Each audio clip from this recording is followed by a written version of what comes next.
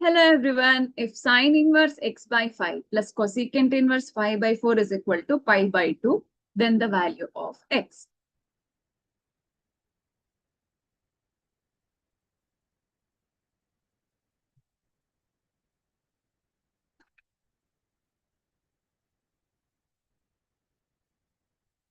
Cosecant inverse 5 by 4, I will consider it as theta. Okay, na avaga nange cosecant theta is equal to 5 by 4 agatte.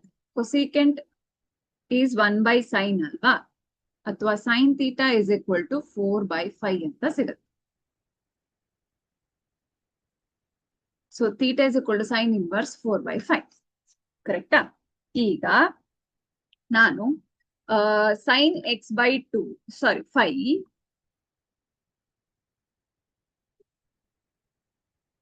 sin inverse x by 5 plus theta ಅಂತ consider ಮಾಡಿ solve ಮಾಡ್ತೀನಿ. ಯಾಕಂದ್ರೆ ನನಗೆ x value ಬೇಕಾಗಿದೆ. ಈಗ ಇಲ್ಲಿ sin inverse of x by 5 is equal to pi by 2 minus theta. X by 5 is equal to sin pi by 2 minus theta. Correct ಇದೆಯಾ? ಈಗ sin pi by 2 minus theta ಅಂದ್ರೆ ಏನು? cos theta ಆಯ್ತು.